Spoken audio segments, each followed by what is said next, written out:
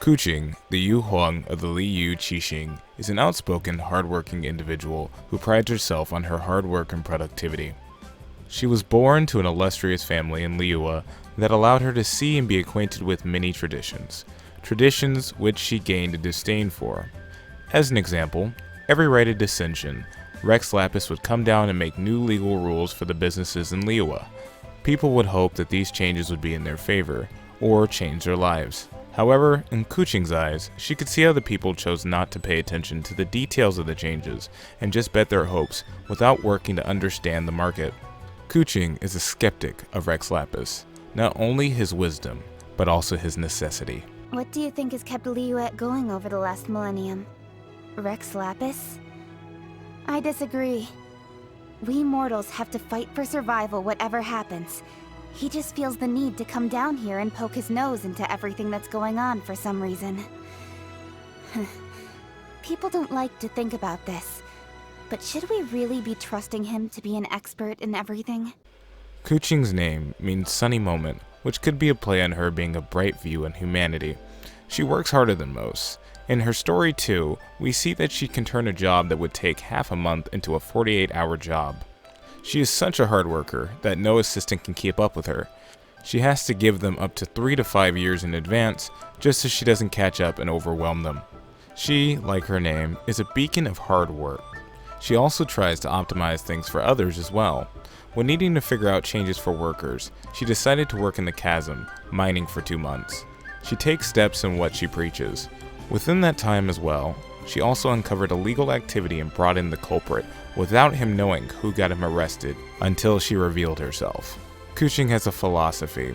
If you feel strongly about something, you should speak up and take action. That's the philosophy I live by. She, as stated before, is a strong practitioner of her own words.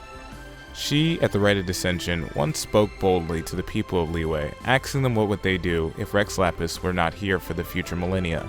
What makes them so sure that this structure would last? Which caused Rex Lapis to laugh out loud. Keqing, who most likely misunderstood the laughter at the time, probably allowed it to strengthen her resolve to be independent and teach others to do so. You can hear her disdain for the deity's effects in society. This mindset of hers also affects her views on others. Keqing has a bias for people who go their own way. She praises Xingqiu, proud of him for going outside of his family business, and Xinyan, whose music she loves and also notes is not very traditional. However, there is one place that Keqing likes tradition, and that's with cooking, as she finds Shunling's food hit or miss with experimentation with food items like slime or lizard. She also isn't one for rule breaking, regardless of her anti-tradition stance. She recognizes Beidou and the Crux, her crew, as an important part of Liyue. However, she wished Ningguang would enforce the rules on her a bit stricter. Speaking of which, 2 people she finds herself at odds with are Ningguang and Gan Yu. Despite their closeness in job, Ningguang and Keqing are actually opposites in mind. To Keqing, Ningguang only sees Liyue as a market. Such a perspective is against Keqing's view of trying to get the best out of an individual and prove the worth of humanity. Gan Yu, on the other hand, is a mystery to Keqing. She is very impressed by her work ethic, as she is able to follow her directions to a T, but her admiration of Rex Lapis is confusing to Keqing. As the 3 of them experience the main events in the Liyue quests, she shows another good trait of hers, the ability to review and reflect. Keqing is steadfast in her beliefs, but she is adaptable. She originally felt insulted when she got her vision. It was as if the gods were taking credit for her work, like it was a divine will. If a vision means the approval of the gods, then I don't see why I should want one. In fact, I find it quite insulting. It's like trying to say everything I've ever achieved is all thanks to the gods looking out for me. Well, I got to where I am today through my own hard work. The gods had nothing to do with it. So, she decided to destroy it. She tried to break it multiple times. She left it in a fire for 3 days and 3 nights, ran it over with a full minecart, and threw it off the Jade Palace. Instead of continuing after she failed to break it, she realized it would be in safer hands with her. After some time, she changed her view on the vision from a divine insult to just a tool. She infused it into her life. Her hairpin is also an example of her adaptive nature. She only wears what's necessary as a Yu Huang. However, she always has her hairpin and her sword. She brings her hairpin and her sword to train in the wilderness. She uses her hairpin for everything: climbing, skinning, cutting, and training with it. For example, she throws her hairpin into bodies of water to stun fish. She treasures its useful used charm, regardless of others' opinion. When given something physically in the way, she adapts. She finds multiple uses for tools and excels. But what about mentally? When Rex Lapis departs, she's originally thrilled to finally get Liyue to work on its own. But after a few months of being stuck on some problems and more work, she starts to realize her limitations. She also ponders on Rex Lapis's possible views and goals. She starts to reflect on it a bit, finally acknowledging that he might have been an expert in what he knew. She sees her vision and his laughter differently. To her now, after reflecting, the vision is a clear sign of him wanting to help her as a leader, and now she would like to honor that. Oh, so Rex Lapis wanted me to have power beyond the average mortal so that I can be a great leader? Huh. I like to think I do an admirable job even without his blessing. Yeah, I'll show him. I won't give him any reason to be disappointed with me.